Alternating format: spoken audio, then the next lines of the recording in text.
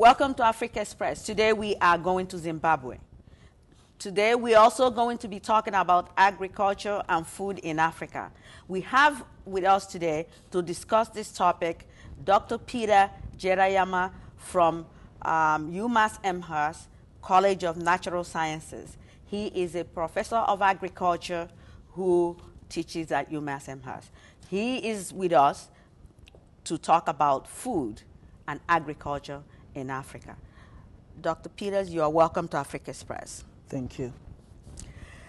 Food and agriculture, I think these are one of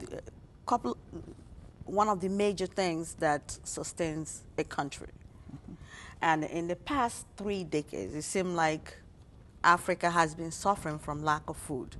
Not that we don't have food, but there are extenuating circumstances that has led to lack of food in Africa. Therefore, people suffering from hunger, especially people in the rural area are also, it's affecting them.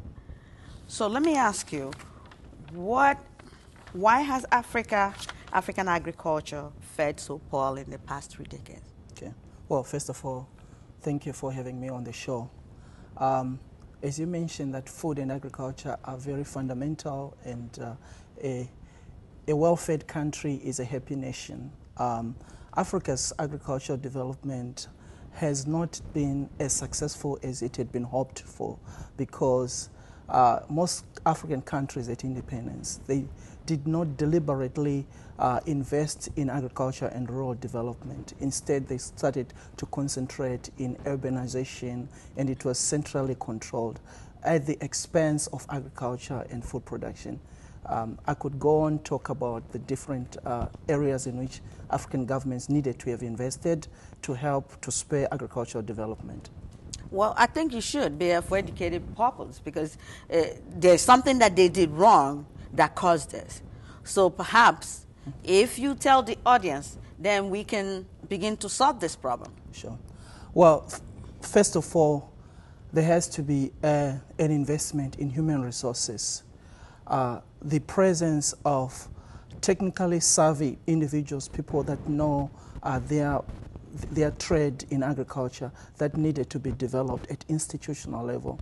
And there had to be also institutions that support agricultural development, such as farmers having access to credit, having access to markets. And there has to be some rural development infrastructure, such as road systems, such as storage facilities. You know, at times growers would produce a bumper harvest, but because there are no storage facilities, they lose part of their crop due to post-harvest losses. And if there had been some storage facilities, that would have really helped to preserve what they would have produced. So you're saying that they do produce food, however, they have no place nowhere to store them, and as they harvest, they consume it, the entire thing, or some of them get wasted. Right. The problem is it's several folds. Most people would produce enough, but what they produce is for immediate consumption. But there is a need to produce systems whereby we can preserve, and that means developing the entire agricultural value chain, adding value to what you have produced so you can conserve for future production or for future consumption. But there has been a lack of development or investments in that particular area. Tell us a little bit about food security. Okay. What is that about? Food security, there are two things to food security. There is your ability to be able to produce enough for yourself, or on the other hand, the ability for you to have access to food. So in most cases, yes, there are places that have had the ability to produce enough for themselves, but they haven't been able to market or to move their commodities, their produce, to areas where that is needed. So the issue of access, I was talking about developing the road systems, developing the storage system, they all come into play when it comes to food security, so that if an area doesn't produce enough food, at least they should have access to an area that is enough, or that area that is produced enough should have facilities to store what they've produced so that the food is made available elsewhere. But all those things, they are interlinked. It's a multifaceted approach. You mentioned the road system. What exact part does the road system play here? Assuming a farmer has their farm and they have their storage system somewhere close. Right. What does the road system play? Yeah, what role? Well, I mean, you have produced, yes, and you have your storage facility, but you are not the market. You have to move your goods to the market. And the only way you can move your goods to the market is if there are good road systems.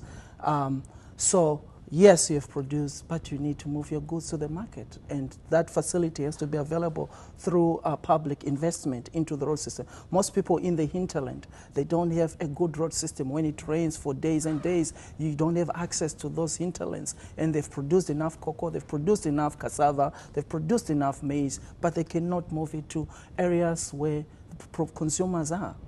So when you say road transportation, that's like physical transportation, like motor vehicle, is could be a part of that. Yes, they are part of that. But the physical road itself, I mean, well-tarmacked roads that have easy access, that those heavy vehicles can have easy access to those producing areas. In most African countries, that is lacking. You only have certain good roads in certain areas, but the feeder roads, they are absent, especially those that lead to the farming areas. You are watching Afrik Express. We've been talking about food and food security in Africa. As you have witnessed, in the recent times, Africa has been suffering from, lots of countries in Africa has been suffering from lack of food. And as Dr. Peters has said, that lack of roads and storage has been a major issue in terms of increasing the food productivity in Africa. I want you to stay tuned as we continue this discussion. We'll be right back to finish this discussion.